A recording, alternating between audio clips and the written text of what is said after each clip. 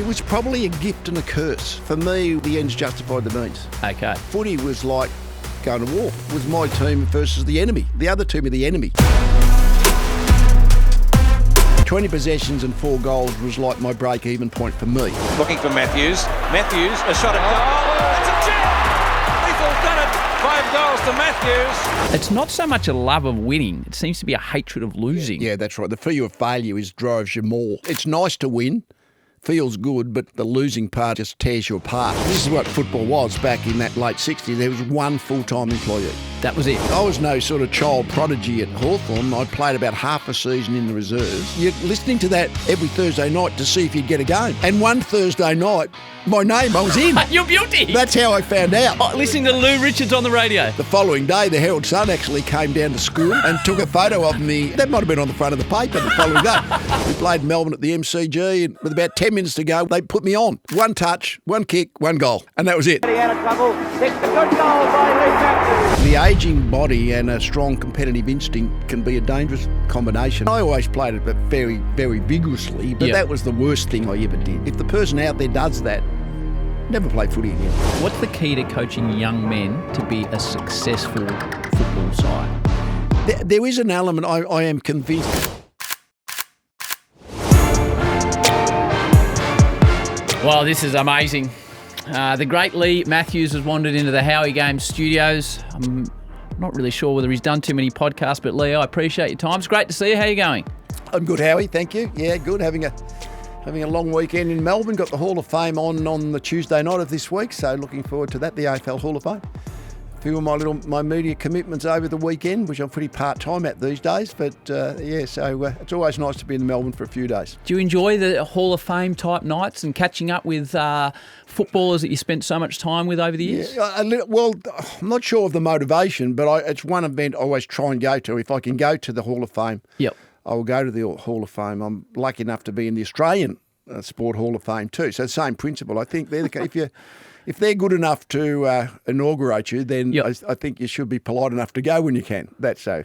So yeah, but the AFL one obviously is a bit different because you know everybody in there as part of the AFL world, and what you do find. I mean, we think of the Melbourne-based AFL, the VFL, going into the AFL, but that's about the whole of Australia. So you get people from the South Australia, West Australia, people that are from outside the heartland, and there's a long list of people that probably are eligible, I guess, to go into the Hall of Fame and then to the legend category even more so. But you can only have a few each year.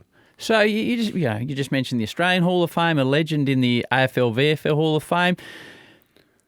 Is it just water off a duck's back to you, or do you look back and think, well, I've done pretty well. I've done pretty well for a young bloke growing up in Melbourne. Like, there are enormous honours that have been bestowed upon you.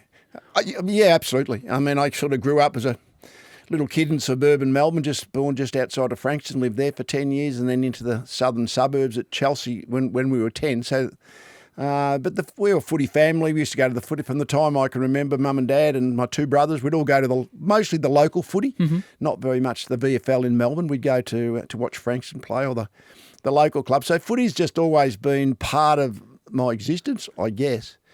So I feel really lucky that something that is a kind of passion and a hobby became a livelihood eventually, and I was able to make, in a sense, a good financial life, and not what you would now, I guess, in terms of the money that the players earn. But nevertheless, to be able to work at your hobby and get a good sort of living out of it, a level of fame and fortune, I guess, very lucky if you can do that. You will have been on the couch last night, so you will have been reviewing Melbourne v Collingwood. Do you still love watching the footy? Yeah, I do. I do. I enjoy the game. I mean, sometimes I think what I do think is you get a better view on TV than you get sitting in the stands. Yep. It takes you closer to the action, but you don't get the atmosphere clearly.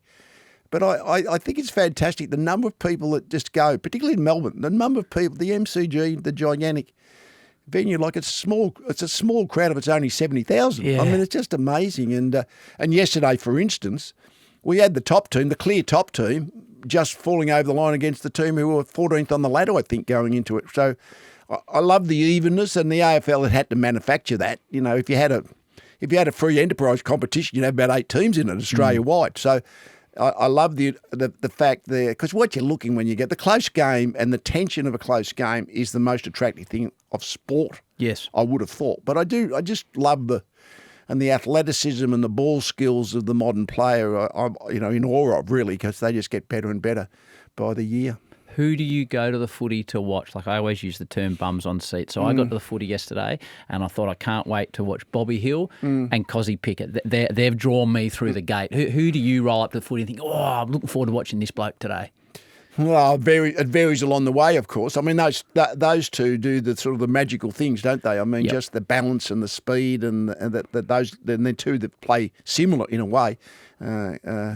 Those two, I can't say. I mean, I guess over the last part, the Buddy Franklin probably if you talk about the last couple of generations, the more modern times. But I guess I feel, because of my role playing, coaching and doing the media, I feel like I don't rarely go to the footy just to watch the game. I get you. Which I do that a bit with the Lions games, because that's the local team. I live in Brisbane, so the Lions are the local team and I'm on the board there. So going to the Lions games and just watching it, I guess, are the games. And even then you've got an emotional involvement, I suppose. I've had quite a few people on this podcast over the years, Leigh, nearly 10 years now, and there's only 2 guests, with nothing to do with them, that I was a little bit anxious chatting to, because they have an aura. One was Greg Norman, and the other, funnily enough, was Sam Newman. Put me a little bit on edge. I was a little bit on edge coming in here today because of the legend that is Leigh Matthews. You're such an approachable fella, but we did a game 3 weeks ago up in Brisbane. Yeah, the Collingwood Lions game. Yep. Yep. And it was the first time Matty Hill or I'd ever worked with you. And we were both sitting at the airport thinking, and we both said to each other, shit, we better be on our game today because we're working with Leigh Matthews. Do you see people having that effect around you? I know you're such a modest man and, you couldn't be more approachable, but people do get on edge around the aura of Leigh Matthews, I reckon. Yeah, well, it's been said, I guess, that they... I mean, you got the real you. Someone said once, your character is who you really are. Yep. Your reputation is what other people think you are. Okay.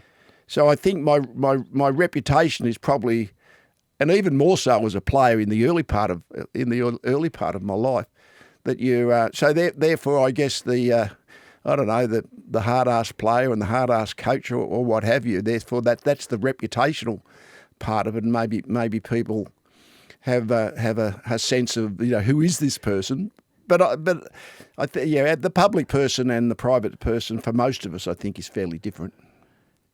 We were driving home from that game and we didn't know how we were going to get home. Yes, and we suggested we were meant to get an Uber, and then you kindly said, we'll give you a lift home. Yeah. And I'm not sure you're that keen to give us a lift home, but you did. And Hilly and I were laughing because we were in the back seat and there was you, the greatest player possibly in the history of the game, with Nathan Buckley in the front seat. And Bucks was trying to give you directions and he was getting sidetracked talking to us in the back, and you're asking him, Nathan, which way are we going? And it was like, right, this is the real Leigh Matthews. This is not the man I put up on a pedestal. He's just a normal chap. Yeah, well, I mean, that was Brisbane too. It's not like the MCG where, I mean, we had to go about 15 minutes from the Gabba to we had to cross the river though. We did. It's always big in any city when you cross the river. And Bucks' directions weren't that good, to be fair. Well, only was I knew exactly where we were actually going, except I didn't know the name of the place. Anyway, but no, well, that was just, one of the things getting away from major sporting events is actually if you haven't got transport organised, how do you get away? And I fortunately had the car park spot, so I had the car, so it was easy just to drop you back to Fortitude Valley. Well, it was the hotel kind of over you, there. because we did another game 2 weeks later with Brownie and Lynchy, 2 of your great players, and we told them that you gave us a lift home, and they said neither of us are giving you a lift home. Good luck with the Uber boys. You must have got me on a soft moment, Howie. I think we did. You're not known for your soft moments. Just so you can understand where I'm coming from, saying that I have some trepidation. So the first grand final I ever went to was the 1986 grand final. Dad took me. Hawthorn Carlton, which was the year after you retired, after getting done by Essendon. Yep. And you were sitting 2 rows behind me. Yep. and it took me 3 quarters, Leigh. It was finally at 3/4 time. I still remember it. So I'm 11 years old, and Dad said, well, mate, I'm not going to do it for you. If you want an autograph, you're going to have to go and ask him. And I shuffled up and said, Mr. Matthews, and it was the first autograph I ever got on the VFL record in 1986. Was your autograph. 40 years ago, Howie. I know. It's a long time. I think I like the scary image, though. In all honesty, that's not really me, but I don't mind that reputational image. Well, it works well for you. You mentioned earlier on growing up. Tell me a little bit about your family before we get into your footy journey. Well, mum and dad and 2 brothers, basically. So there was the 3 boys. We lived on what was country outside, about Langro and halfway between Frankston and Cranbourne down there, and that was farmland. My grandparents had a farm there, and we had a little bit of the farm, and that's where I lived the first 10 years of our life. So it was very. What did your dad do? He just worked for the PMG. Okay. That was his. The who? At the PMG, what was then there. Currently would be Telstra, I suppose. Okay. But it was the government back in that day. Of course, they did all the telephone lines and things like that. So so it was a sort of fairly normal family. But the footy was almost the common interest of us all, and sport. But my younger brother Calvin played a lot of games for Hawthorn, then went to Geelong, played a lot of games for Geelong, and my older brother Russell really didn't play top level footy or anything, but we were really into sport. Who did you grow up supporting? The Kangaroos. Did you? But I think the local team had the blue and white stripes. I think that's why I picked up the Kangaroos. Alan Aylett, who was the number 17, that was the number 8 of my little North Melbourne jumper when we went off to the football, and my brothers had the Essendon jumpers. They voted for Essendon. So so that was our.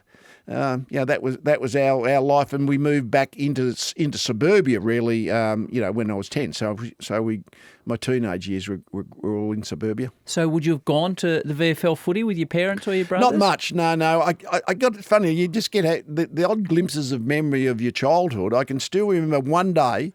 We must have gone to the MCG to watch North Melbourne play. They were probably playing Melbourne because Melbourne would have been the home team then. And I can still have this vision, and because you're only watching a bit of footy on TV then in black and white, that Alan Aylett had ginger-coloured hair. That kind's the first time I'd ever seen my boyhood hero in colour. Right. Yeah, that was one. So I can still sort of remember that little part of it. So but mostly we just went to the local footy. Yep. And who would you have first played footy for? Well, for Chelsea. Chelsea. Chelsea, what were they? The Chelsea were the Seagulls, but they were Geelong colours. They played in the Mornington Peninsula League. Okay, so you're playing junior footy for them? Well, back in that day, of course, I think the year when I was 12, the girl next door, Julie Williams, her boyfriend Glenn Murphy. It's a bloody good memory, Lethal. No, Glenn Murphy ended up playing for Hawthorn for a couple of years, but he was actually one of the main people in the under-15s, and that was as young as you could play. Okay. And I think the year before that, under-17s was as young as you can play. So there was no real junior footy like there is now, where you can play almost like 7 or 8 years onward. So as a little 12-year-old, I just sort of filled in as one of the guys in the Chelsea under-15 team. So as a 12-year-old? Yeah. As a little 12-year-old. So I played 4 years of under-15s. Because I was always okay, and I played in the Victorian schoolboys under-14 team. And anyway, it's funny. I got to my in my 3rd year. So when I was about 13 or 14, third year under 15. Yeah, I had really bad growing pains, and I didn't know what they were. Just my legs would ache, and I grew a fair bit in that period. Anyway, in my last year in the under-15s, the actual under-17s coach wanted me to come and play in the under-17s. And I thought, no, bugger, I'm going to play against my own age group. Finally. Fill my boots, as Alan Jeans would have said. And so I played in that like my last year in the under-15s at top age. And then next year I bypassed the under-17s and went straight to seniors. So poor old Tom Gray, who was the guy who coached the under-17 team, he probably thought I didn't like him, but it was nothing to do with Tom. Yeah. So were you... I don't know. It's asking you to really dig into your memory.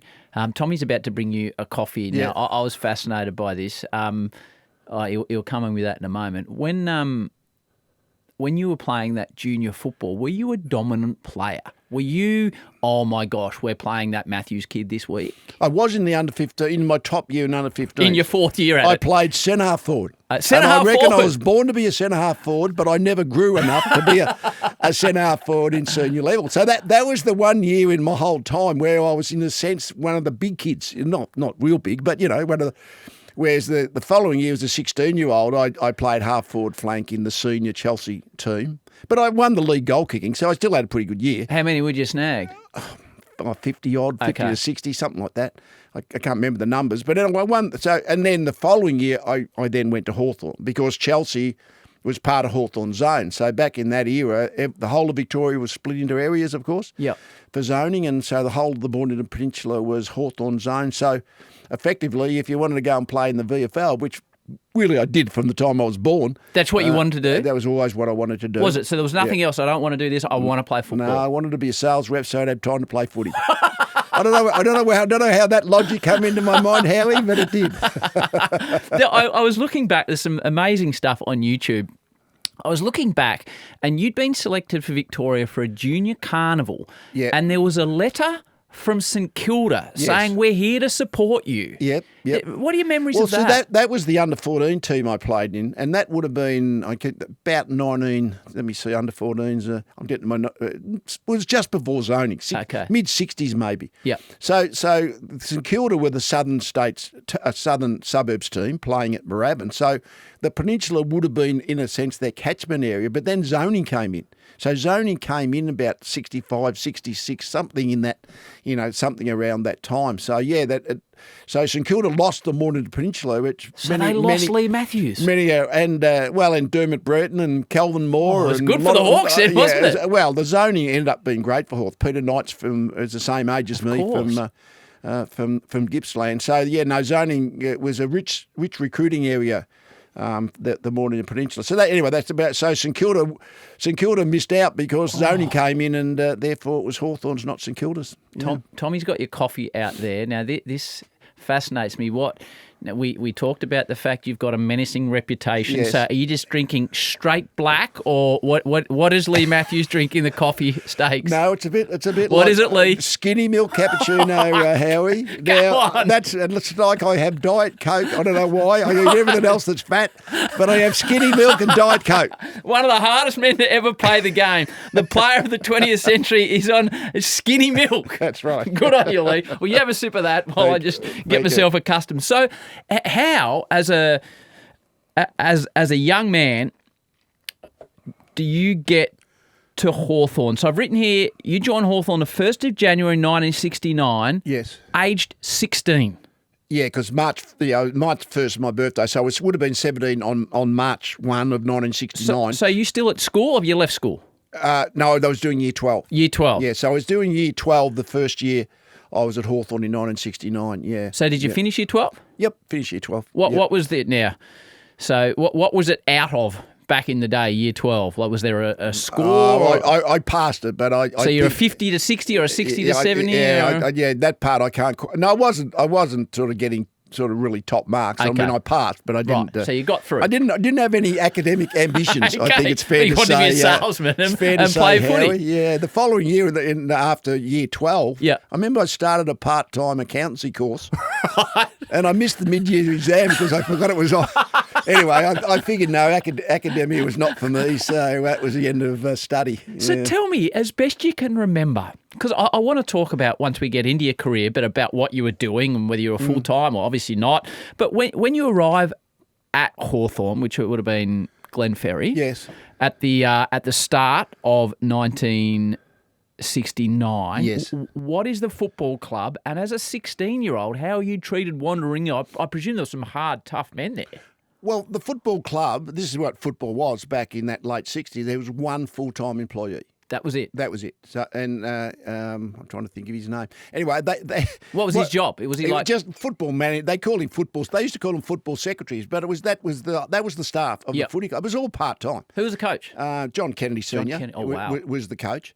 So I remember I'd had a good year at Chelsea in that 1968. Playing against men at this stage. as a 16-year-old. And then Were you still centre half forward or not? No, I was only playing half forward flank. Then. Right, I was one of the little fellas then. But anyway, when I went to Hawthorn, but I'd done okay. As I said, I'd won the league goal kicking, so I was sort of a bit like a fated recruit in a way, even though I was still only young. They took me on their trip away. It was a pre-season training camp to Sydney on the one Star Hotel at Bondi Beach. That's where we. So you've flown up to Sydney as a still 16-year-old. Oh, heavens above! So that was interesting times, I've got to say, because it was nothing like the physical conditioning protocols like what was anything it? like. Oh well, it was.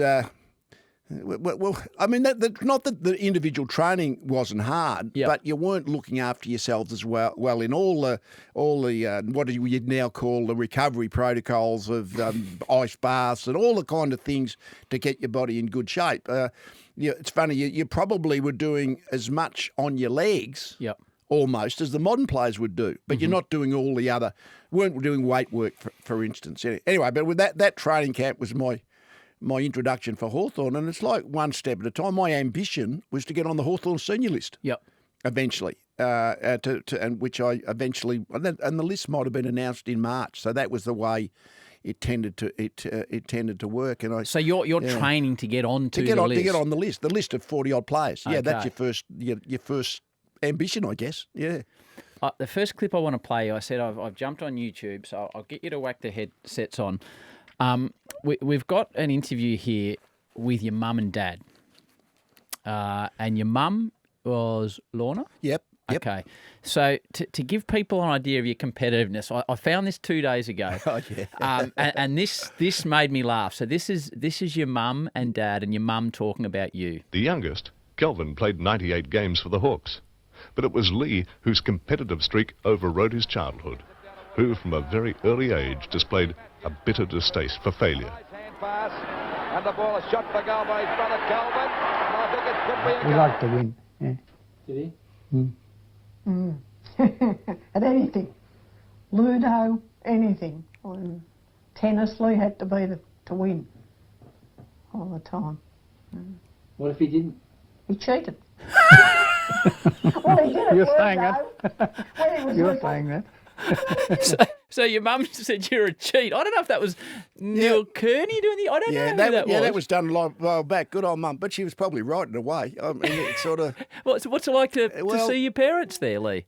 Well, mum, yeah, she could have been a little bit more diplomatic, I reckon. She just said you cheated, Leigh. I mean, I'm trying to think of how long back that would have been. My mum passed away about 20 years ago, so it would have been way back in the 80s or 90s. No, it was probably a gift and a curse. In what way? Well, for me, at the ends justified the means. Okay. And footy was like going to war. Was my team versus the enemy. The other team are the enemy. Yep. And as I say, it's probably a gift in terms of making your competitiveness, but it's also a curse in how far you push stuff, I guess, that you'd like to have not have pushed, I guess, if you wanted to be the perfect footballer, the perfect human being. Yeah. Which will come up later on. You can take the headphones off again for a moment. So do you think... I'm trying to coach under 14s at the moment, Leigh, young men, and I need to get you down there because at this stage I'm 0-4 and the border's starting to meet around me, so I'm in a bit of trouble. Volunteers keep their jobs for a long time, Howie. Maybe 0-8 we might not, Leigh. So that innate competitiveness, do you think, just the way you are? Is it environmental? Is it a combination? Or where does that... Because so many people that have come on this show just haven't... It's not so much a love of winning. It seems to be a hatred of losing. Yeah, that's right. The fear of failure drives you more than the pleasure of... Is that you? Yeah. It's nice to win. Feels good, but sometimes the losing part is like just tears you apart. That's a fact. No, I don't think it was environmental. Although having a younger brother, Kelvin, who's about 18 months younger, that's a great contest in the backyard growing up. You've got someone to compete against.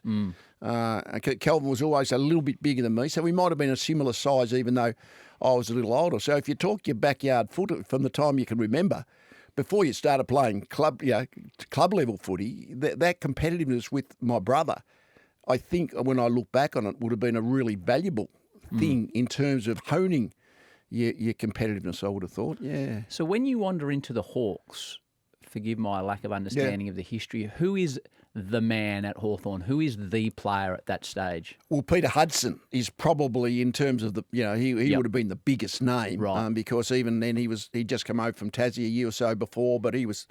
Even in 1969, I'm trying to think how many goals he kicked in 1969, but 120, 130 probably. Yeah. Then he went 146, 150 in the first 3 years. We'll get to the 150. So he was the big name. David Parkin was captain. John Kennedy Senior was just an iconic figure even then. There's storied names in the history of the Peter football Crimmins, club, Don aren't they? Scott, Peter Knights was the young, same age as me, so we got in at the same time. Calvin Moore, Don Scott. I mean, they were, and Rod Olsen. They probably were the biggest names there. But remember, Hawthorn won the premiership in 1961, and they only played. They came into the VFL like a lot did about 100 years ago, 1925. Exactly 100, yeah. And Hawthorn first played finals in 1950, but they were one of the poor clubs in the competition, even though they won the premiership in 61, but weren't around the action in 65, 67, 68, 69, that kind of thing. So didn't play finals in 69 or 70.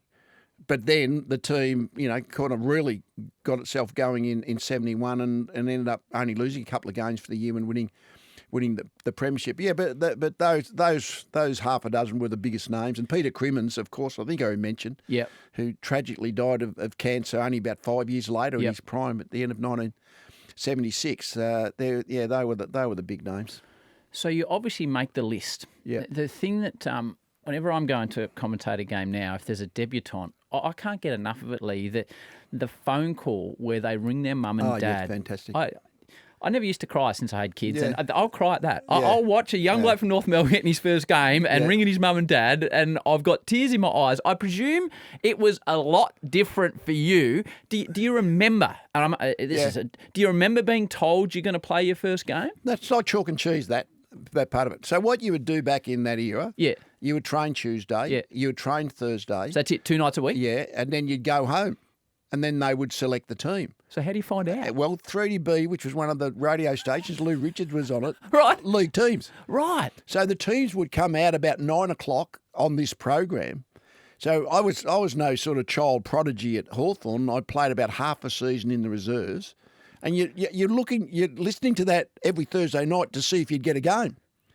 And one Thursday night, my name, I was in. You're beauty. That's how I found out. Listening to Lou Richards on the radio. Listening to Lou, because mobile phones were mile before like mobile phones, but we had a phone. But the club, you just didn't do that kind of stuff. And I remember the following day, the Herald Sun actually came down to school, Bomb Beach High, and took a photo of me, like in class. Yep. And that might have been on the front of the paper the following day. That just had to be my first game. And they talk about subs in the modern era, Howie. Well, back then there was 18 plus 2 subs. Yes. Which I was. So we played Melbourne at the MCG, and I don't remember. I wish I remembered more about my playing days, but it's only odd things in my mind. And we sat there all day. Peter Hudson had kicked his normal 7 or 8. With about 10 minutes to go, we're well in front. They put me on. So with 10 minutes to go in the game? About 10 minutes to go, 1 touch, 1 kick, 1 goal. Well, and that was it. That was my first. So you were game, the one. MCG. So tell me, at this stage, you're training Tuesday and Thursday nights. You start to establish yourself. First question: what are you getting paid to play for Hawthorn at the start, do you reckon? I remember in 1969, I played about 16 games in 10 or 12 in the reserves. Only injured my knee, actually. Missed half a dozen games. And then they actually put me in the season. I played 6. And this Glenn Murphy, I mentioned Glenn Murphy, who was captain of the under-15s at Chelsea. He was another Chelsea boy who played. He went to Hawthorn maybe in 1968. Okay. And he was my lift to training until I was... And he wasn't that reliable. Oh, because you weren't old enough to drive. The number of times I'm waiting outside Chelsea Station for Glenn was a painter to pick me up. Right. And sometimes he just didn't make it, so you didn't have to try and get a cab. And Hawthorn would pay for a cab to training. They would pay if necessary. Yeah. Yeah. So that was kind of in 1969. I probably got my licence, I guess, early the following year. But it's that.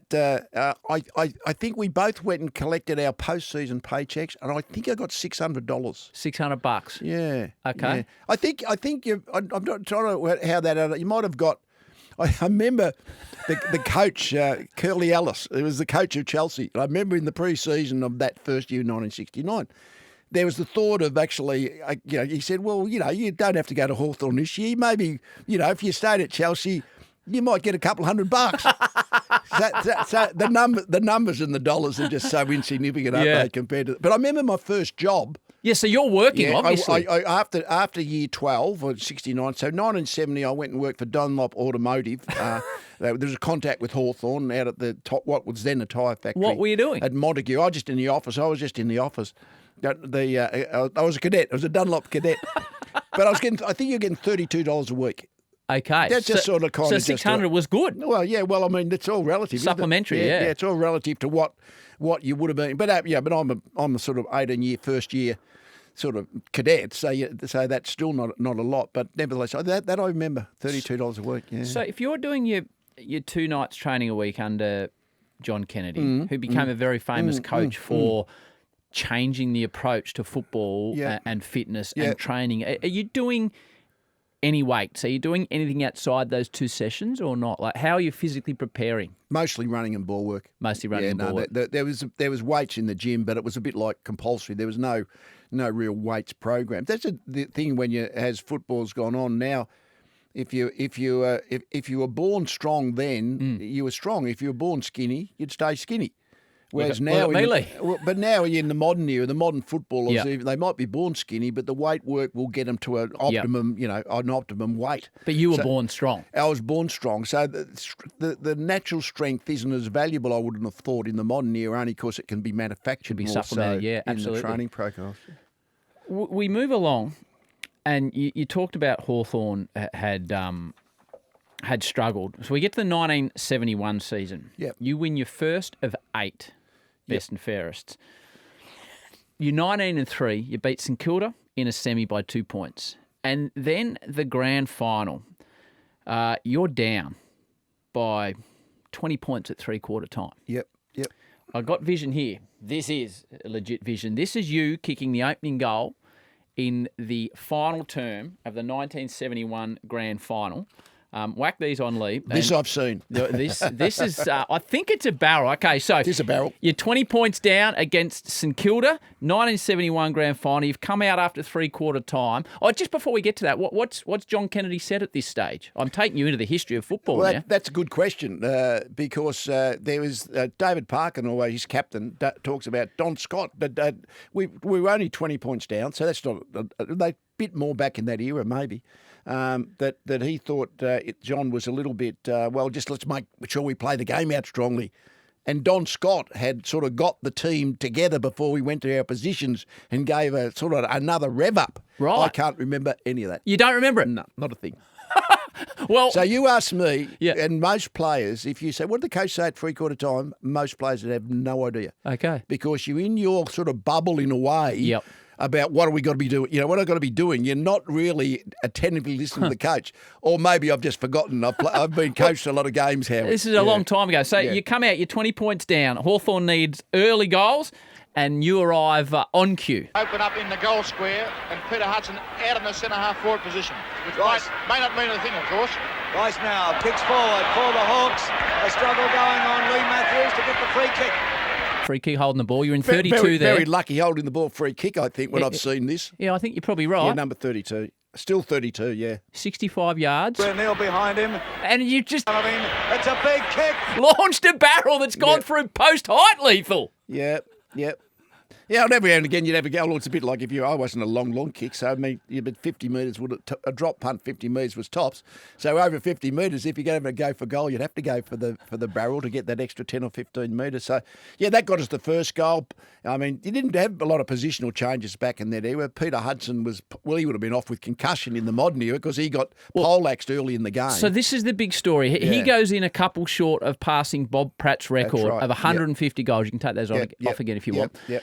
He gets hit by Cowboy Neil, and then he has basically 3 attempts to get to 151. To break the record. So you guys dominate. You kicked 7 goals, 3 to 3 goals in the last term. So the game's sewn up, and it's all about Hutto trying to break Bob Pratt's record. What are your memories of that, if anything? I don't think we were worried about Bob Pratt's record. No, I bet you weren't. I certainly wasn't. I mean, because the game was still tight. Bob Kenny kicked 4 goals in the last quarter. He normally played half forward flank, but he was sort of put into the full forward type position, and Hutto was in ball playing upfield a little bit.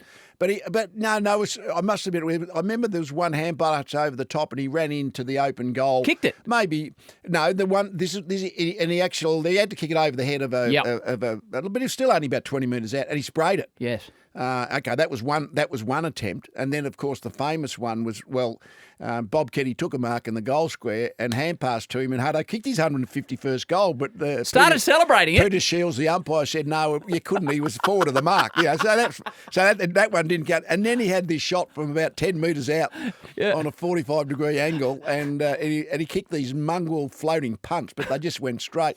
And Barry Lawrence conned him. He got Hutto. It's a good lesson for your junior footballers. Yes. Don't walk back with your back to goal because Barry Lawrence back off the mark, and Hutto got too close and got spoiled. That was. But I mean, I don't think any of us were thinking. No.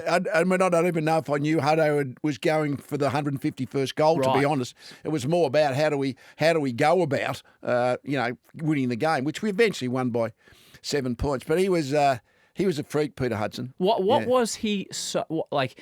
When you see him, he's just this massive body, moving his hips, and blokes are going flying. Then he's kicking these flat punts. But to play with him, why was he able to kick so many goals? Incredible body strength and body positioning.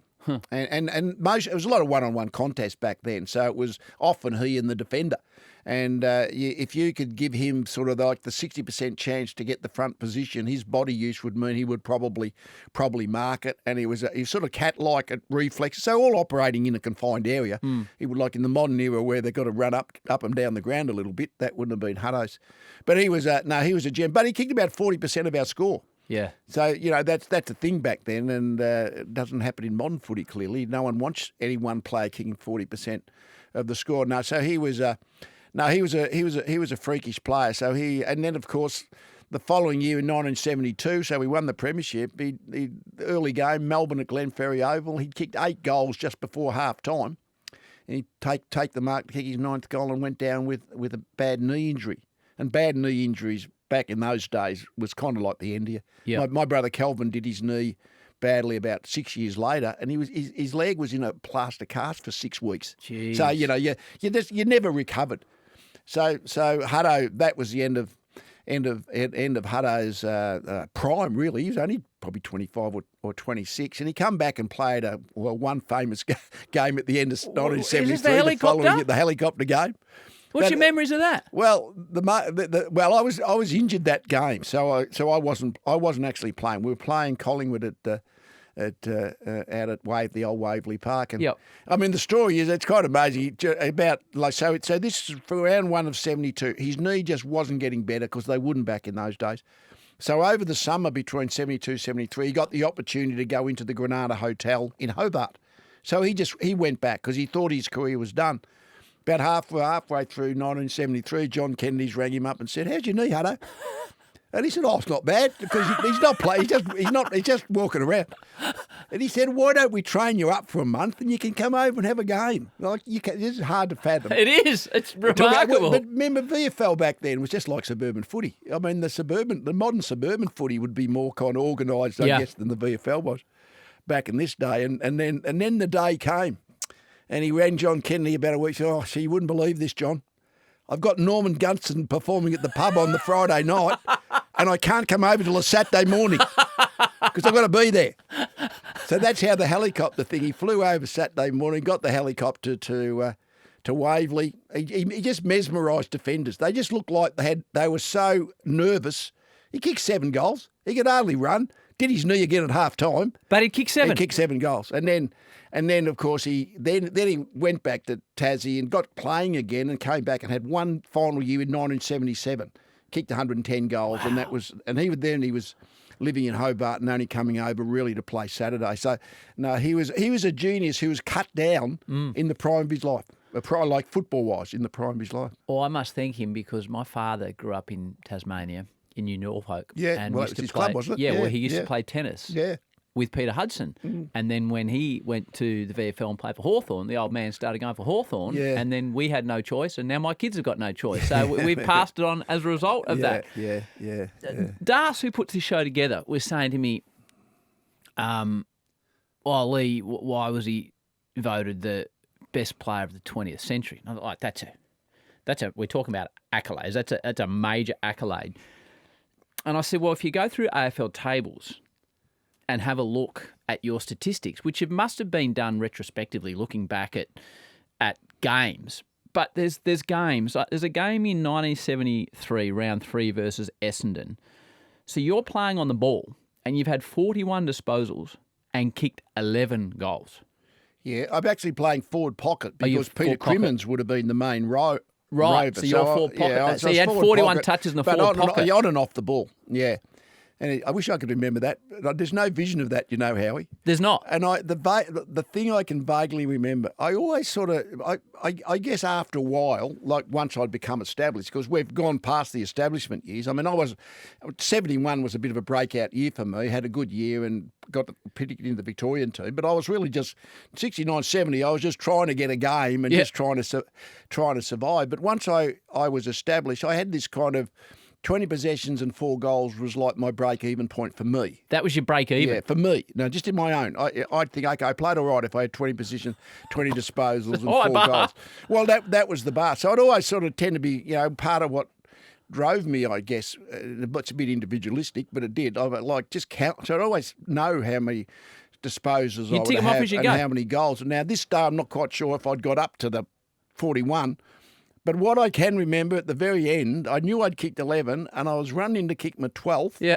And there was Wayne Bevan, who was our full forward at the time, and his opponent in the goal square, and his opponent ran towards me. So I had to do what you have to do. I had to pop the ball over the top to Wayne Bevan. That is the one thing I can remember from the game, except like back in the day, my brother Calvin would have been playing that day, and on the way off the ground, he actually hit his head on the concrete overhang in the old dugouts as he was coming off. Yeah, so he knocked himself out, got taken to hospital. So it was a black and not a very very interesting day for the Matthews family with the 2 brothers. Yeah. So you win the premiership in 76, beat North 100-70. But you mentioned Peter Crimmins, and again, this is weaved into the fabric of the history of the Hawthorn Football Club, but it's wonderful to speak to someone who has first-hand accounts. Tell us about Peter and what he was dealing with, and I don't know whether you were one of the players that went to the hospital afterwards with the Premiership Cup. This is fabled stuff in the history of the club. Yeah. No, I wasn't of the group of players that jumped in the car and took the cup out. No, he developed the cancer in probably 74. Okay. And then he got into remission enough to be playing again in 1975. So he was a heart and soul man of the club. Oh yeah. He was a real fabric. One of those people who's the very fabric of the club, Crimo. And there was some controversy over whether he was available for selection in this grand final team against North Melbourne in 1975, but the decision was made not to play him, that he wasn't sort of ready to play. Now, that whatever the match committee's thinking, that's the thinking that they decided to do. And Which then, you lose that. And we lost that badly. That was North Melbourne's first premiership win. And then I'm pretty sure he never played at all in 76 because he progressively, the cancer got hold of him. And eventually, yes, it's sort of about the timing that after the night of the grand final, some of the guys, some of the players jumped in the car, took the Premiership Cup out, and there's a famous photo. There is, yeah. With Crimo, and he died a few days later. And again, you say you don't really remember addresses. Yes. Does the coach use that at all in the lead up to the grand final? I don't think so. Okay. But when you say addresses, I mean the addresses back is tends to be just the pre-game, the halftime, and there's that famous halftime one about with John Kennedy. Don't think, do. I was in the audience. We were in the playing group for that. I can't remember that, to be honest. It's amazing. Really? Amazing how these things are very famous things. Yes. And I was there, but I can't remember that particular. But it's famous because it was recorded, I Because it guess, was so recorded, it exists. Yeah. That's right. So, yeah. So he may have done numerous. Absolutely, yeah. That he was type of- Well, John Kennedy was an incredible orator. I mean, footy back in those days really wasn't about tactics. It was about going in hard. I mean, the kind of like the basics. I mean, he used to say, never show never show the opposition you're hurt. Injuries above the neck don't matter because you don't run on your head. So, bloody eyebrows. Concussion, in the modern issues of concussion, that doesn't add up clearly. No. Things like that. Football's an impersonal game. Once you cross the white line, you're different. It's impersonal. What you were outside the white line is different to what you are inside the white line. Some of those competitive mantras that's what he drilled into us, I think. Yep. Not the how to play footy part of it. You taught yourself back in those days. How many times do you reckon you would have been concussed? If you talk about lost consciousness, Yep. about 3 times, I reckon. Okay. Yeah, I never sort of got carried off on a stretcher, so I was always able to get upright. And does it concern you at all? Yeah. I had Wally Lewis on the show Yeah. a month ago, and he thought the number was 60 when he told his doctor, and the doctor said, "No, how many times have you been knocked out?" And Wally's like, "Well, I think 60." And he lost consciousness. Yeah, See, he's that's dealing what with CTE now. Does Yeah, I it know. concern you? Yeah. Yeah, but only because you just don't know what the future holds, as I say. But the thing is, that we do know is if you talk about, losing consciousness and being off your feet for a short period of time, only about 3 times really badly, but you're getting dazed. Like if you talk about what now gets you removed from the field, that was happening every second week. Okay. And that's what they're talking about now with CTE. The research shows it is the repetitive small hits that eventually add up, don't they? Yeah, and these are the sliding door moments of life, aren't they? I mean, I'm 73 now. I don't know what I should be like at 73, but I don't think I've got anything that's affecting me yet. Yeah. But it might one day, and it is a potluck game, that one, of just. I mean, the thing about the CTE is, one at the moment it's only a post-mortem diagnosis to say that you've actually had it when they investigate your brain. But in terms of. It's one of those things. I think anyone who's played any contact sport and therefore has had a bit of contact with the head at different times, you kind of cross your fingers and think, well, it's unfortunately there's a percentage that it's going to affect, and some very badly. So is the game doing the right thing now by, in some ways, some people view they're changing the fabric of the game, but they're doing it to protect the athlete. Yeah. Which. And I'm totally for it. I mean, I always used to think it was quite strange. Like back when I played, if you punch someone, you'd probably get reported, but you'd only get found guilty if it was deliberate. Careless wasn't in the equation. If it was careless, you'd get off. Okay, it's just deliberate. This is what's changed over the generations. So now, obviously, a careless contact is enough to get reported for. But the problem is any contact now isn't more than careless, to be honest. I mean, when's the last time you saw someone deliberately do something violent to an opposition player? You don't see it. You go back to sort of Barry Hall and Staker type material. So that's sort of so rare. But as we know, the problem is we've got a conflict that goes on between trying to make the game safer by making the rules harsher. Yes. And even careless contact, you're liable if a guy gets hit in the head with careless contact, and I can kind of live with that. But we're making the game and the conditioning process is making the football athlete so big and strong and powerful. Just the accidental contact is enough to make it more dangerous than it was when I played. I was out on the ground the other day for the Hawthorn game interviewing Dylan Moore, and Sam Mitchell had his midfielders just going through a few little drills 20 metres away. And he was throwing the ball up, and Connor Nash came through as if it was a stoppage in a game, and he was running about 5 metres away from me. And I thought to myself, this man, he in the old scale, he'd have to be 6'6". Yeah. He'd be 100 kilos, and he's built like the proverbial. And powerful and quick. That's what I was thinking, Lee. Imagine getting hit by this bloke. But because we see them in comparison to their cohort, you don't realise how big, strong and fast they are. Well, that's why we should burn all the old vision, because all the old vision makes you look pedestrian compared to the speed and power of the modern athletes. And I still got the memory of when I was coaching the Lions only, say 20 years ago. Yeah. Like you might be only doing a shadowing drill where there's two teams with the ball, but they're not heavy contact. But I'd be standing in the middle and I'd be thinking, I hope they know I'm here. Yeah.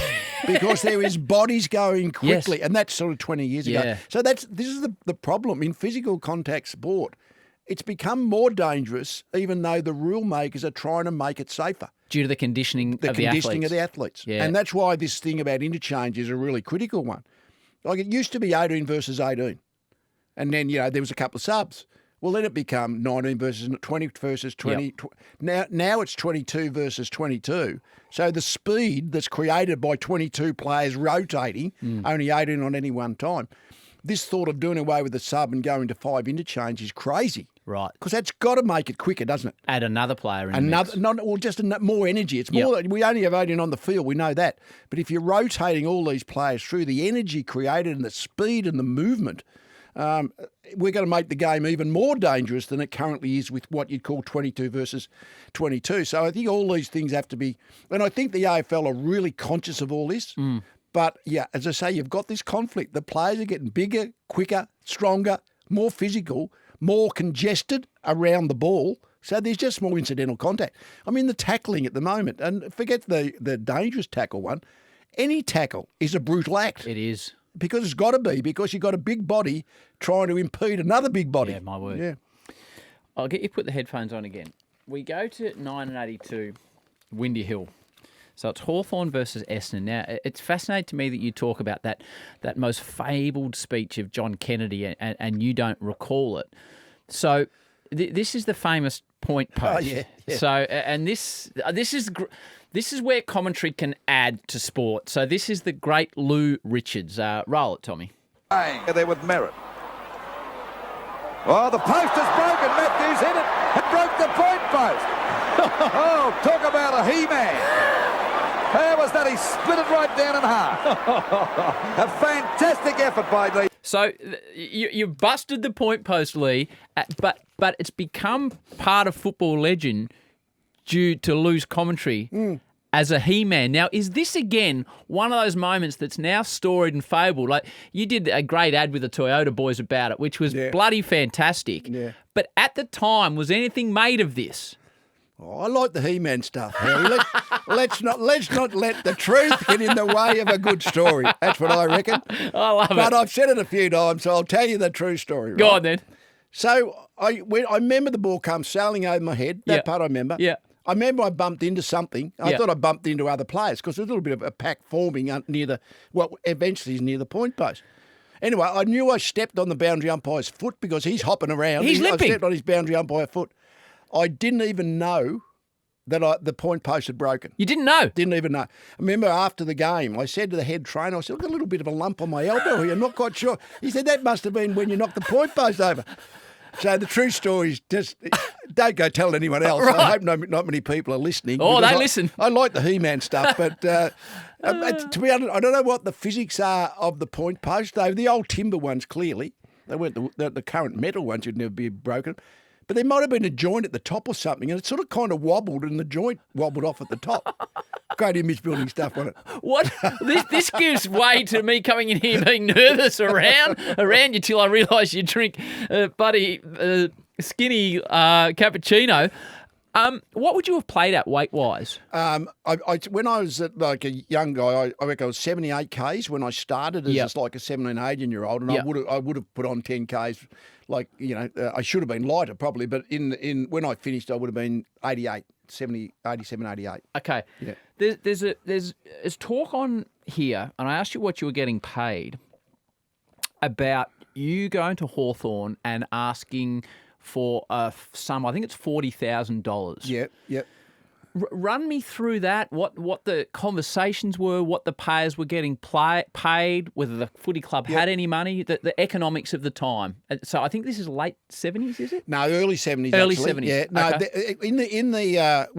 and there was I think basic match payments, say in 69, 70, 71, 72, even 73. So it must have been the first time that I'm not quite sure how Isaac Apel was his name, who was a solicitor that I had some contact with. So we went to negotiate a contract. We went and met the committee. It was the committee, not the board. I mean, they're all just part-timers doing a lot of volunteer work.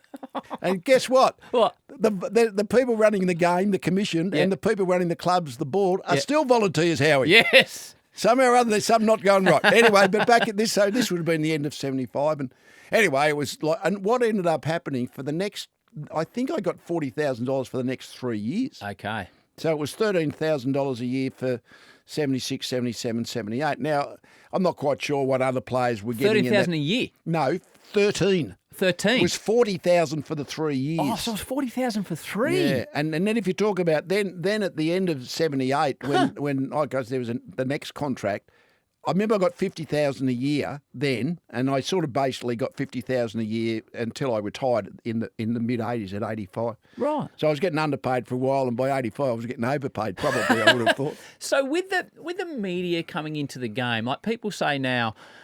Everyone's complaining about something about football coverage, but I remember growing up as a kid, you'd go to Waverley, game would finish at 5, you'd get out of the car park and you get back home to Traralgon where I was, you might hopefully Sandy was covering the Hawks for the replay and you'd get to watch the Hawks. So I don't know what the coverage was like. When you're walking around Melbourne in the 70s, are you having people come up to you all the time? Is there an enormous recognition of you? No, not like. I think modern players would be more recognisable because their faces are everywhere. They're everywhere, and up until up until almost the late 80s. I mean, every game was played Saturday afternoon at 2:00. Yep. You know, the national competition changed things clearly. It was a nightmare when you'd listen on the radio and you'd have to wait for round the grounds to see if Hawthorn were up or down. So it was very, very different. I mean, to be honest, because full-time footy started at the end of the 90s. That's when all of a sudden there was enough, and the TV rights are the things that makes the game poor, or enough money to play players now. You know, the very best players might be getting $1 million plus, and the salary cap is now up to 17 or 18 million. But the TV rights are, because we've always got pretty big crowds. Yeah. Like the consolidation of venues. I mean, really, the one thing I know in our sport is the clubs can't run it themselves. Mm. And they admitted that in the mid-80s and appointed the independent commission. And you'll still in the modern era hear the clubs bitch about this, bitch about that. But they can never agree on anything. Self-interest. They can agree on self-interest. Which is coming into Tassie now. All that. So anyway, but that for a whole lot of reasons. But the independent commission has been a godsend for the game, really. And it'll always, people can always complain about it. But the TV ratings growth over this last 20 or 30 years, that would have been massive. There was a big, in the TV rights in the mid 80s were worth virtually nothing. Nothing, yeah. So there was, but then so the recognition of the players was less. Well, it just wouldn't be as visible, and certainly your social media. So in terms of visibility, players would be heaps more so. We mentioned the social media. I'm glad I didn't play in the social media age, Howie, or even coach in it, because that is one of life's great problems, the social media scourge. I couldn't agree more. But to supplement your income... Is this social media? There'll be a social media video goes out, but to the podcast itself, it's not. I didn't know whether we're self-deprecating. No, we're not. No, we're not. No, because we're positive. It's a positive space here, Leigh. Tommy, clip number 8. So to supplement your income... Yep. I found you'd been involved in a couple of different ads over the years. Now, let's just have a look at this one. This is a beauty. At Leigh Matthews Football Camp, Leigh shows how to do it right. On your chest this time, at your chest. Good handballs back. There. Good mark. Okay, lunch. Leigh recommends the Footy bread, tip-top white high fibe, and so does the VFL. With added fibre, it's great for lunch, school and play. And there's nothing like the taste of good, fresh, tip-top white high fibe.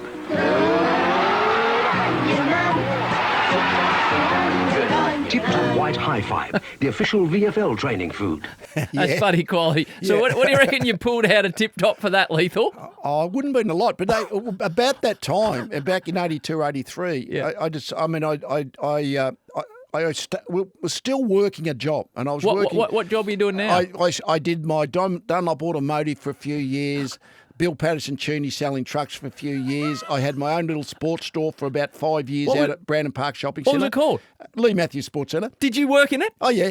That was when it was really just Friday nights and Saturday morning. You didn't have all weekends. Oh no, I'd be there Saturday morning during the footy season before the game. My wife would pick me up at 11:30, and we'd drive off to Princes Park and play footy. To be honest, I think it always taught me one thing: keeping busy. Yes. Is valuable to quell the nerves and the tension. Okay. Anyway, so I sold the sports store, and I decided to have this little venture running footy training camps for kids. We did it at Assumption College. Yep. First year, we had 200 kids up there. And so they were up there for 2 or 3 nights, and I had Andy Collins was one of them that helped me out with look after the kids. But anyway, I was talking about things that happened, Howie. So that they all went home on the Thursday. I went back to train on the Thursday night at Hawthorn. There was one kid missing. Jeez, that was scary. What happened to him? Well, he thought he was getting picked up at Glenferrie Oval off the bus, but he actually but he'd stayed at Assumption College thinking that his mum was going to pick. Very scary couple of hours until that sorted itself out. I bet it was. Yeah. I got to show you clip number 9 here. Now, I can't believe I'm asking you these questions now. So I wasn't aware of a film called Alvin Purple. Oh, yes. Now, it's badged as an Aussie sex comedy. It was, yeah. So when I saw your name associated with it, I thought, is this outrageous shoot where Leigh's going to have his gear off? But before I play you the clip, how do you end up on what, from reading about it, is one of the great cult films in the history of Australia? Alvin Purple was named Graham Blundell played Alvin Purple, and he was like the sex stud, and anyway, so they had this little scene that you're about to have a look at. Yeah. It was in Sydney. It was shot in Sydney, so I actually flew up to Sydney to do this, for a couple of hours. Did you know it was going to be an Aussie sex comedy? Oh, no one knew it. Alvin Purple was famous back in that era. Right. Yeah, when this happened in probably the early 80s there somewhere. We'll get Tommy to get up. So this is Leigh Matthews is starring in the Aussie sex comedy called Alvin Purple. Come on, Alvin, get moving. Righto. You wearing a box? Hey, a box? What are they? Well, with your reputation, bound to be somebody out there with a girlfriend, a wife, or a grandmother out for revenge. I think we've seen enough, Tommy. That's it. I'm not sure it's cutting it these days, Leigh. No, the actual storyline was, of course, like the cricket box, because he was a very sexually active young man, Alvin Purple, and there's a lot of people that thought he might have interfered on their territory, Howie. So he should be wearing a box, the cricket box. Yeah. Take your headphones off, Leigh. That's not areas I thought I was going to explore here. You've got me a little bit lost now. From 1983 grand final, 22 disposals, you kick 6 goals, 6. So it's a 4th premiership for you. And then it's to 1985, which becomes your last season. And you talked, which I found really interesting, obviously you know what I'm going to ask you about here, about the competitive instinct and how much is too much. I wasn't, in my distant memory, I had some recall of an incident with Neville Bruns, but I did a lot of reading and watched a lot of videos about it, to the point where you were going to do an ABC interview, I think with Drew Morfitt, on the Monday, and people were so incensed, you had a police escort leading into the TV studio. And at that point, I realised maybe the seriousness of the passion around it at the time. What are your memories of it? Yeah, no, that's not true. That's not true. No, that part's not true. Right. But it was, 85, I guess, was ended up being my last year. I was 33. And the ageing body and a strong competitive instinct can be a dangerous combination, really. So, 85 was, a poor year because I was just fading as a footballer.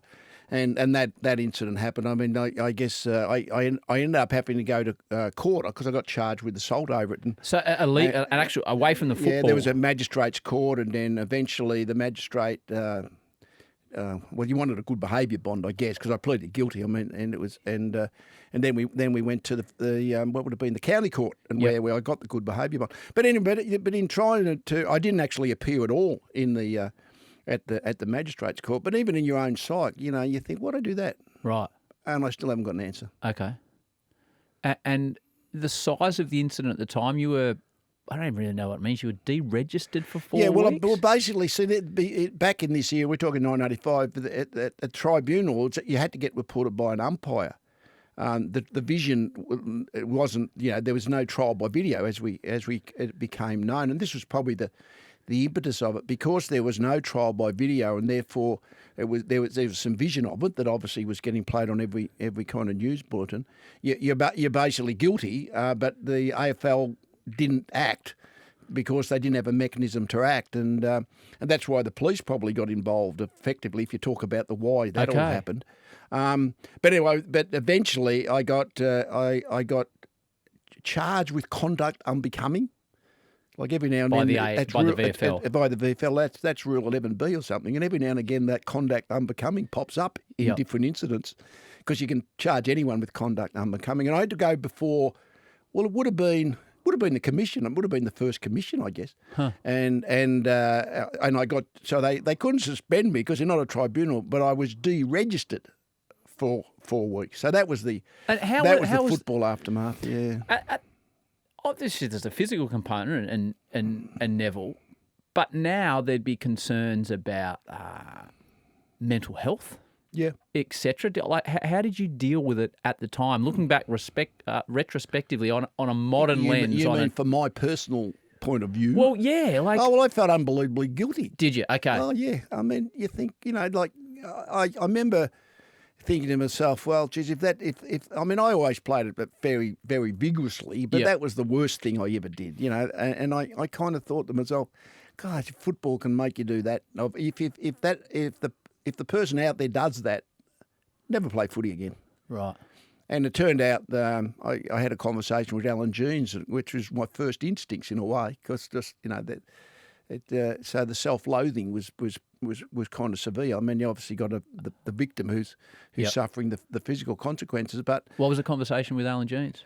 Well, on that, and he said, "Don't let this be the last thing people remember you by." Okay. So I played on, and because he went. I looked at. He went on World of Sport. Peter McKenna was asking him questions, and I think Tommy Hafey was there. Yeah. It was uncomfortable television. No, very uncomfortable. Yeah, no, and it was difficult for everybody because Alan Jones is trying to defend you. He's defend his player best you can when really it was indefensible. So it was, it was a terrible thing. I did. It's a bit like I've always believed that you do the crime, you do the time. Yep. And if you do the crime, you don't decide what the time is. No. So whatever happened, I deserved. I mean, but it was, it was, it makes, I mean, in the way football is now, it seems so repugnant. But even then, it was repugnant. Okay. Because that wasn't, even though we know it was much more brutal back in the earlier years than it is these days, even that was over the top. Before we get to your last game of your career, which is probably one you don't want to dwell on, so Jason Dunstall becomes, Mr. 1254. I work with him every Friday, and we're lucky enough to work with him in Fox. When he came down and eventually took over the role that you were playing as the dominant power forward, and I don't ask this in a take the piss way, did you see in Jason anything to show you what he would become, he is now, like yourself, a legend of the AFL. No, I don't think in that first year he was like almost the overweight kid from Queensland. Was he? And when I was deregistered for that 4 weeks, and therefore Jason, I was sort of playing like small full forward really, and Jason played full forward, and I think I remember looking this up. He kicked about 16 goals in those 4 games. Okay. So he was the future. Yep. So anyway, so from that point onwards, I think Alan Jeans knew he was the future, and I was the past. So I was only barely getting a game by the end of 1985, and there was one thought at the beginning of the finals to sort of start me on interchange. So that, I mean, I was just fading out, and Jason was just kind of coming through. No, but it was the following year in 1986 when now, I'm gone. Poor old Jason sitting in the front row with the stand out in the forward pocket because I'm controlling the forward line. Yeah. But then he started to thrive, and then we know what happened over the next decade plus. But no, 88. I think he kicked 100 plus goals in 86, and that's so yeah. They had a ready-made replacement. Howie. Yeah. Well, that's you're sitting with me, and I'm getting your autograph at the grand final in '86 at that stage. So your final game of football is a big loss in the grand final to Essendon, your arch rivals. So you walk off the ground. Like, what's the future? What's the emotion that this just such a big, passionate part of your life? That's it. Oh, well, I mean, Alan Border said it once as a cricketer, and I think most sportsmen empathise like that. The sportsman part of you is dying, and it's a long, drawn-out death. But when you go off the field, when you know it's for the last time, and we'd lost the grand final. Well, the grand final was lost well before the final siren. We got lost. Yeah. So, it wasn't as if all of a sudden you're suffering the loss, because that was suffered like 30 minutes ago. We were gone at three-quarter time. That it's like party is dying. And I don't have great memories of my playing days, but I got off the ground, and I remember my dad and my elder brother came in post-game in the grand final. And I had this enormous sense of peace. You did. I didn't have to fight anymore. Like I was fighting an unwinnable fight. Like still be the player that I used to be, I guess, and I still wanted to be. But the fact that I didn't have to compete anymore against when I wasn't with my weapons to compete had diminished greatly. I had this great peace that I didn't have to fight anymore in that space. So you pretty quickly went into coaching. Yeah. And then quickly found yourself as the senior Collingwood coach. Yeah, it's about that. Well, I mean... Partway through a season. Well, so this was the succession plan. Bobby Rose was the senior coach at the time, and Bobby is still working in his sports, not in a sports store, but that kind of thing. The succession plan. He had a retail business, Bobby Rose. So, right. But I was the full-time reserves assistant coach. I didn't even coach the reserves. So I'm not quite sure what the assistant coach was supposed to do, but I was one, right? The full-time assistant. And anyway, then we lost the first 3 games, and I still remember it vividly. Phone call following morning. The phone rings at 7:30. Pick up the phone. Bob Rose. He said, "Leigh, I think it's time you took over." So he handed it over to you. Yeah. Well, he was part of the succession plan. No, that's Okay. and because he was even on the board, even though he was senior coach. So it's very different footy when you think of it. But then, so it was quite, exciting really, because I didn't know what I was supposed to be doing as a full-time assistant coach. So I was ready to have a crack at the senior coaching. But of course, Collingwood in that, how we know how rich and powerful Collingwood is. But all of a sudden, part of it, they'd lost the first 3 games, but the club was officially bankrupt. Was it? Still playing at Victoria Park. Still playing at Victoria Park. And in terms of the bank almost not foreclosing, there had to be massive change. Change your senior coach, change your CEO, change your football manager, Graham Allen. So there was, and every player had to take a 20% pay cut or leave. And that was the situation. We took over, and of course Mike Richardson and Jeff Rains left and went to Essendon, as it turned out. But I mean that was the start of my coaching. But Collingwood had some good players coming through the under-19s. Gavin Brown and Damien Monkhurst and a few players of that ilk, and Mick McGron, and wouldn't believe it. 5 years later, we went all the way. So you're never quite sure what the future's going to hold. Do you see anything? This has just popped into my head now. Do you see anything because you saw him at his best, Peter Dacos, when he kicked 90, 91 goals or something in the 90 season. In the premiership year. Yeah.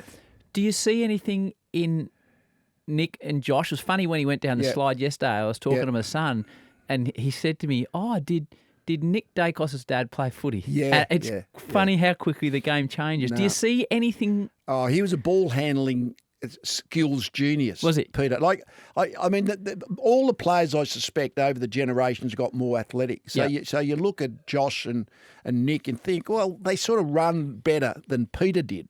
Their ball skills are no better. No one's had any better ball skills than Peter Dacos, but now most of them have got good ball skills back. You're talking sort of 20, 35 years ago. He was making the footy talk when no one else was. But so his ball skills were just incredible. And but I suspect, I always think he wouldn't have the athleticism and the run of Nick, for instance. Josh maybe.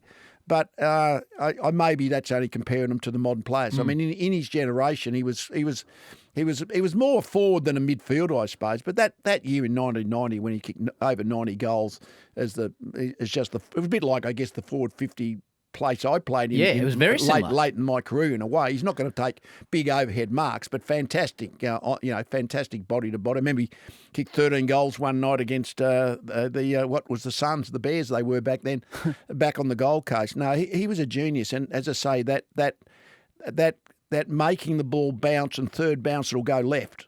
All the players do that a bit now, but not Dates then. was doing that 35 years ago. So this could be a podcast in itself, this question.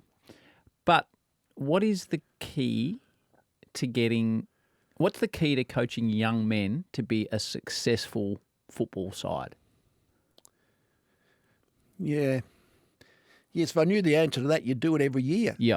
I mean, I always but think... you did it 4 times. Yeah. Well, there is an element, I am convinced there's an element of coaching of being at the right club at the right time. Yep.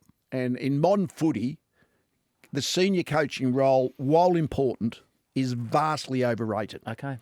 And that's more so because now, at least back at Collingwood, say, when I was coaching, I was doing 99% of the coaching. There was me and the reserves coach, Leigh Adamson, for most of the time. So you did the whole coaching, but again, it was part-time. You're not spending that much time with individual players because it was still a part-time industry. Now, but are you trying to coach them? Nowadays, there's a lot about coaching them to be good young men. Yeah. As well as footballers. Was that part of your approach? Like, how do you unite a group of different individuals from different places to all push in the same direction? Yeah. That's evolved over time. And I had the good fortune around the Anzac Day game this year to spend a couple of days sort of around the inner sanctum of the Collingwood Footy Club and what Craig McRae's doing. And I'm pretty sure Chris Fagan and most coaches are trying to make the environment, what would you call it? It's got to be challenging and stimulating, but kind of enjoyable, and being prepared to acknowledge each other and respect each other and congratulate each other. All the things that you would say are the emotional triggers to get the best out of your physicality, your physical attributes. So I think if you sort of wanted to summarise it, I mean, coaching for me was trying to implement a whole lot of do's and then don'ts.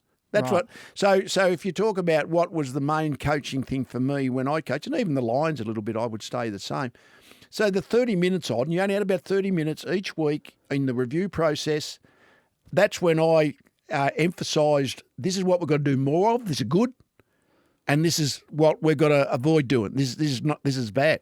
You're trying to get 80-20 tops, which is when you're losing. It's very hard to find enough positive. And even the losing things, you almost preface it by saying, listen, I don't want to embarrass the individual involved. This is just a learning. We're trying to learn. These are our do's. These are our don'ts. Trying to get a training phase that supports all the do's. The things that we want to be doing and doing more of, I guess. I mean, but in modern footy, even compared to I finished coaching now almost a generation ago, Now your footy department, when I was coaching the Lions, it was full-time footy, but we had 12 people in the footy department. You'd say 5, there may be 4 or 5 of us were coaches, what you'd call coaches. The others were weight coaches and conditioning coaches. Now you've got 40-odd people in the footy department, and the coaching part is 10 or 12. So the senior coach is kind of overseeing 10 or 12 people, which I think is much more difficult.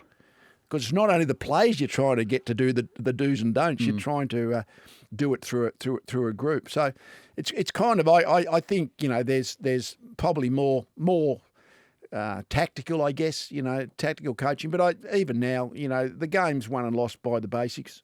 Like if you kick the ball badly and it goes to the opposition, you're probably going to get punished. Things like that. Your ball skills, maintain it. It's still a glorified game for keeping's off. You've got to maintain possession to score, and you've got to get the opposition before they score. So but it would be more complex than what you'd call the game plans now. But to me, game plans don't win you the game. They're the 10% on the top of getting the basics right. The next question, before I get to Brisbane, I asked you with trepidation, Leigh. But I'm going to ask it to you anyway, even though I'm a little bit scared of you.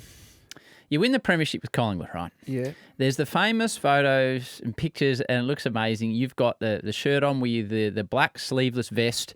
Like that's the image. Now, here we go. I'm going to ask you this anyway. Nathan Brown, who I work with on Triple M, 2 weeks ago he does a top 5. He did top 5 blokes in football that have coloured their hair, right? Oh yeah.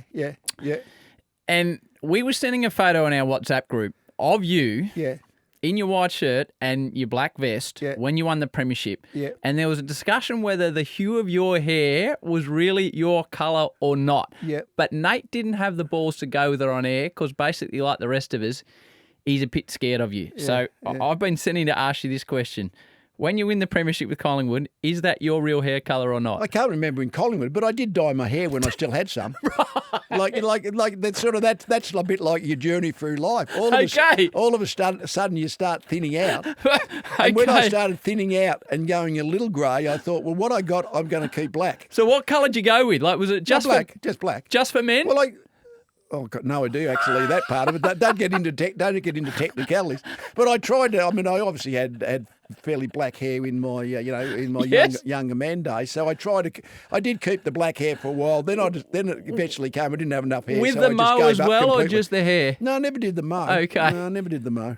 No. I've survived that question without getting the clip. Nothing embarrassing about that. Hey, mate, you get to Brisbane. Obviously, 3 premierships in a row, and we don't have time to go through what everything was like when you arrived at Brisbane and what you and the team did.